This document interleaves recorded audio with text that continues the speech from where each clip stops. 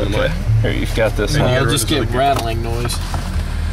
Well, maybe not. That's pretty nice. It's a Cadillac, man. It's got good quality. I can't set it down like that anyway because it hits the record button. Well, don't champ it all the way down in there. The car will naturally do it. Do you want me to You're watching Burnout Radio, the TeamHallnNass edition. Hold it then, dude. This is gonna be. Well, I was gonna hold it, and you said don't, and now you think you're holding it. It's a better option. Then you all hold right. it then. You want to hold I this don't one? care. hold it? I don't care what happens. Somebody hold mine. Where's the microphone? It's in the photo. There we go. Your photo. Hey, we're all fighting off colds here in North Texas because winter has finally hit us. All right, how we doing on room? We good? You're good. You good? Okay, I just want to kind of get dialed in here. Yeah, I had to fight off another journalist. I was like, we need this before it gets dark so we can video. Drive it afterwards. Sweet. Now, unfortunately, we're in the automatic, so we're not going to hit it today, but I do know a couple of stats on the car. If we were in the 6-speed manual, we could tops out at 198. 198. This is speed limited to 175. So it doesn't make much difference in most people's lives. Of course, those of you that are fans of TeamHallnNass, yeah. It makes a huge difference on a rally. So, well, somewhat of a difference. So, alrighty, which we're just going to the Four Seasons, right? By way of however. Do you know where that is? You know where the Four Seasons is, and just we'll make our own round. That's what we do anyway. It's the Burnout Radio ride and drive. Alright. Which you've already First time in a CTS, and now it happens to be a V. Just happens. You've been in a CTS. We drove the wagon, dude. Oh, that the radio. That's a CTS. No, I thought that was an SRX we drove. We drove an SRX and a CTS wagon. I drove the wagon. You drove the SRX. Yeah, Okay, So regardless, we're talking about the CTS-V, which is infinitely better. We should have brought the Valentine one, but I left it in the Altima because God knows it's needed there. Oh yeah. Actually, it is. I was doing 110 trying to get over to the VIN. Oh my God. Well, you know, the car's just breathing. Let's not hit that on this event because we want GM to actually give us another car. Not only that, but we want them to give us this car. We actually, shoot, let's see. You know what? If we went down to the left, we'd get a little more running room. Although, I don't think you're gonna make a left turn coming out of here. Hey! traction control is holding on. Good God, this thing got massive holy power. shit. I'll just work.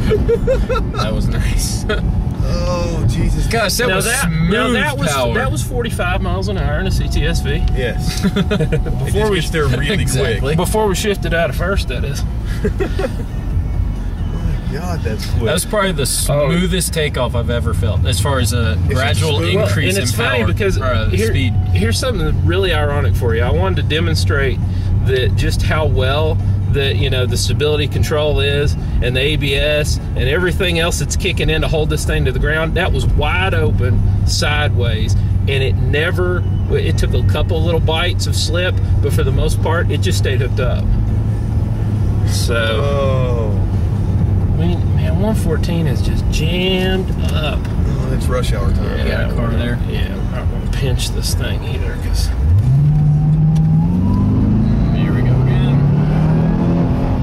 The closing rate in this car is something that TeamHallnNass is interested in. So we know that you're going to watch this Cadillac, General Motors, hopefully not your insurers, and we're definitely interested in this car for the 2010 season. So yeah, because this car is the ultimate. I mean, Burnout Radio would love to do a video with this car as well. So absolutely, and don't be scared by our name, Burnout Radio. We don't do burnouts, never. Whatever. We just filmed it, can't call it good advertising. Your camera got all blurry. Did it? I think. Oh, there we go. It comes back in. Oh. Well, all right. One of the things I'm noticing that's a little bit different about the CTS-V is you actually have a lot more power than in the regular CTS, and by a lot, I mean 200 more horsepower. Hence the V. Yeah. Car's got 556 horsepower, supercharged LSA, and over 500 foot-pounds of torque. Yes. So that's what they were saying. It's what 200 more horsepower or 200 more foot-pounds of torque than the BMW's got, the M5. I don't know that it's that much more. He was saying it was 3 and some change in the BMW. I'm not. I don't want to quote it because I'm not sure. I'm not sure. Don't quote me on that. But that's what they. Normally, I don't mind to beat up other brands, but the M5 is actually Well, I'm not taking with it, just to kind of put this in reference of where it sits. Well, exactly. I mean, the M5, honest to God, that's the closest competitor to this car. Definitely. As far as stock right out of the factory. And by the way, I had a wonderful example behind me on the highway today of douchebaggery in BMWs. Nobody cares about that. We're the CTS-V, dude. I'm just saying, cool people can drive Cadillacs. Douchebags drive BMWs. Well, that's true. We were actually talking about that earlier, you know, the coochie factor of a car. Oh, gosh. Me and a couple of other journalists were talking about this. You know, what would get better play, the BMW or the CTS-V? CTS-V. And I made a point CTS-V because you don't have the douchebag factor. So, the interiors of these new Cadillacs rock, too. Oh, absolutely. I mean, the feel of the steering wheel is The just, Alcantara on the steering wheel. yes. It's... I mean, if you guys go look at this, Nothing is better than I think Barry is getting a little too personal. I gotta tell you something about this. I mean, for those of you in the street racer crowd out there that really think Cadillac, I mean, come on, seriously, get a load of this wheel. I mean, the camera's just not going to do it justice. The way it feels, it should say Sparco or Momo in the middle of it. I mean, I'm not kidding. This thing, it's just set up right. I mean, I do wish that we had like maybe about another inch of gap. The 9 and 3 o'clock notches came down a little further. Yeah, just a little bit. Just because, you know, if you got great big monster hands like this, you know, I know if Speed Sport Life's watching this, your legs are going to fit in the car. I've actually not got the seat all the way back because Charlie's behind me. I didn't want to crowd him, and I know you were concerned about that. So, however, on a hard launch, my knee is kind of pinned between the door and the seat. Yeah, under hard braking, it'd be pinned even more.